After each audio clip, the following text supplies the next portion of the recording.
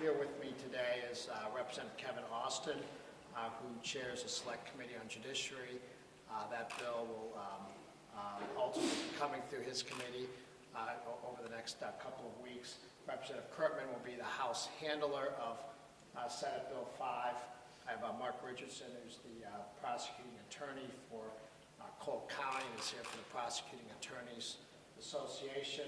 Robert Cornejo is the chairman of our Civil and Criminal Jurisprudence Committee, and he'll be doing the initial hearings on this bill starting next week. Joining me is my good friend, Senator Nasheed, who we've been working closely with on this matter, our floor leader, Todd Richardson, and our assistant majority floor leader, Mike Searpoy. So, one of the things we've been talking about here in the House since the beginning of session is, is that we want to address some systemic issues relating to issues that we have in certain areas of the state. And one of our concerns, always as our caucus and as our body, is the relationship of government to the citizens that it oversees and the citizens who the government is supposed to represent.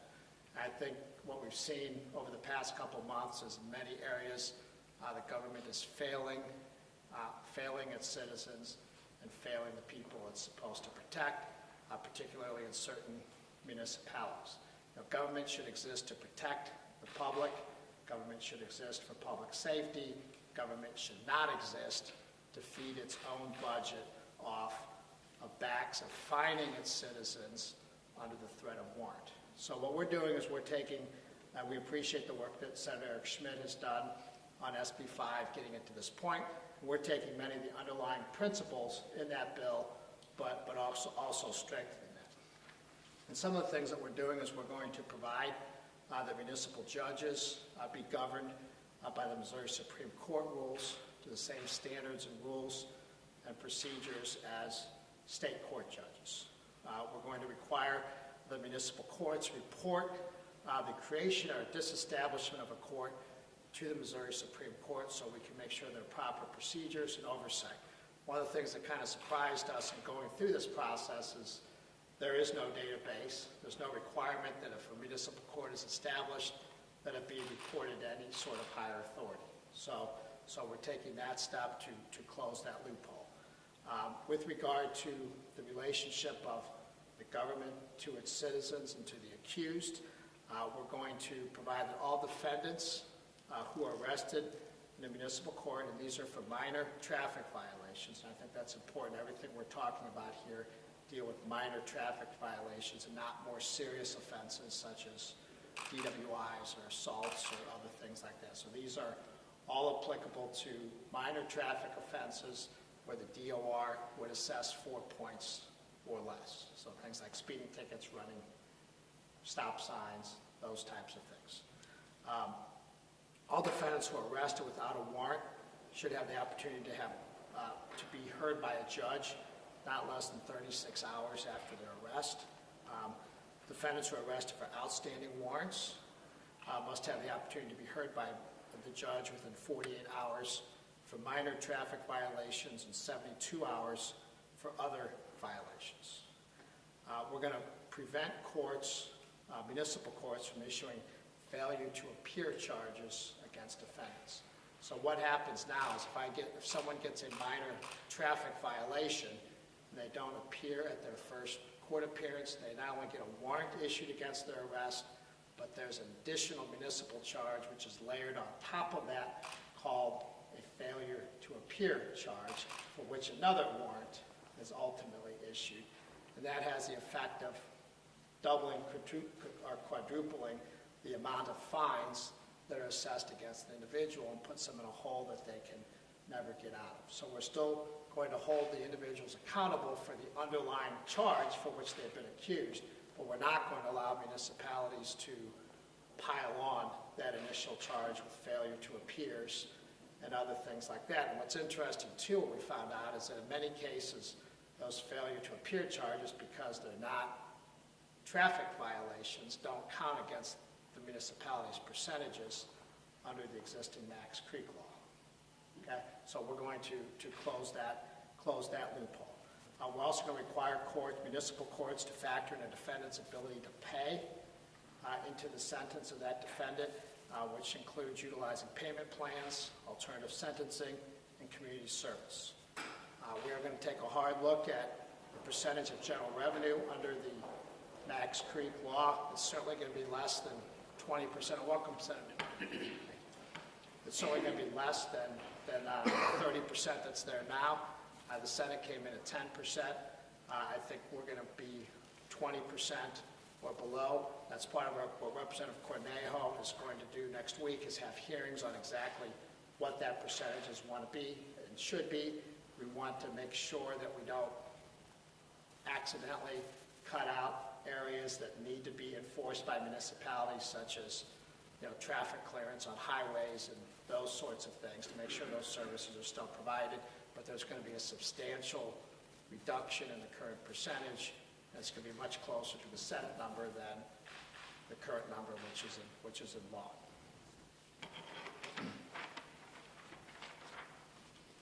Then, from the accountability standpoint, we're going to close some of the loopholes and the loose language under the existing Max Creek law.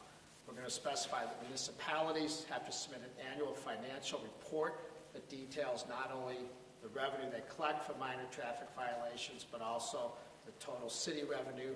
That's going to have to be submitted to the state auditor's office, and it's going to be submitted under the penalty of perjury by a municipality. And we're going to give the state auditor enhanced powers to monitor and enforce compliance of the municipalities, including the power to bring suit against the municipality, intercepting sales tax revenue to equal any excess that a municipality is collecting under the law, and ultimately looking at holding an election to disincorporate the offending municipality if the behavior of that municipality is continuing and flagrant. And then finally, we're going to, two more things. We're going to authorize the Supreme Court to issue conflict of interest policies for those who serve in the multiple roles of judges, prosecutors, and defense attorneys. And then finally, we're going to set out some minimal standards for, if you're going to have a municipal court, what a court ought to do. And, I think a prime example of that is your court has to be held in a public facility, and much like the Sunshine Law, has to be held in a facility that's reasonably large enough to accommodate those that the court expects to attend that evening or that day. So everyone has the opportunity to be in the room. You have if they have to bring a child, the child's permitted to come. The room be up there with their lawyer. There's just kind of those types of minimum standards that I think we would all think are common sense that often aren't carried out. So I will turn this over to any of my chairman or Bill Handel, if you have anything to say on this, or we kind of covered it all well. Senators, if anyone else wants to say anything, happy to do it. I would simply just like to say I'm very thankful to Speaker Diehl for having ongoing conversations with members of the Senate. We have been very open with some of the desires that we have. No bill is perfect. However, many of the suggestions that Speaker Diehl and others have come up with are things that I can live with, since I do represent Ferguson and 41 municipalities, and many of them have been designated as municipalities where taxpayers just don't want to drive through. And we have to change the climate. Not every community is like North County, many of those municipalities, but too many are. And I know that my constituents want to seek a balance between safety and also not being overburdened. And so this is one pathway to get to that space. And I am very grateful that we are working in a bipartisan manner, which is really important. What I have said to people ongoing, whatever happens in our area, in our region, happens to the entire state. And we have to make sure that people are treated fairly and have a right to become whole again anytime their rights have been infringed upon or their personal lives have because of over-excessive abuse and the need to overtax and burden people, which is just not right, because everyone is just trying to survive in their lives these days. But I'm very grateful to the leadership in the House, and I am glad that we're going to get to a point where we can conference and just really look at what is needed. But again, Speaker Diehl and others on this side have come up with additional ideas I didn't even think about. So I'm grateful for that. And I too would like to just commend Speaker Diehl for all of his hard work and dedication to Senate Bill 5. A lot of my colleagues and many of the organizations who have been on the ground each and every day fighting for change, I can go back and tell them that the ball is rolling with Senate Bill 5. And I am excited and elated to know that we're going to go to conference and get something done here in the Senate for the betterment of those individuals who have been unfairly treated. So again, thank you, the House, and I look forward to working with you all. Thanks. Good, thank you. Anyone else? We'll take any questions. At what point do you think we might see this on the floor? I mean, how many weeks? Well, our plan is, I think we should have the language wrapped up today substantially. And then we know we have a bill hearing process, so I think it's the plan of Representative Cornejo to hear that bill in committee next week. We'll probably get out of committees the week following, and subject to the floor leaders' calendar, hopefully have this thing heard by the middle to end of April and get this to conference.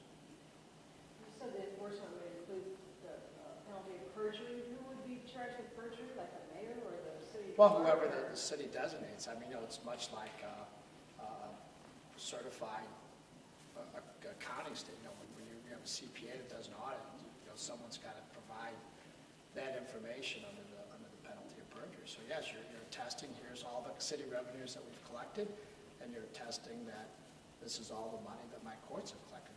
The information is really quite meaningless if it's kind of given on a scrap piece of paper and handed to somebody. So we're going to require a formal accounting and a formal document. An individual would be held. Correct. Right. A court official. Correct. Either court official or it may be a city administrator.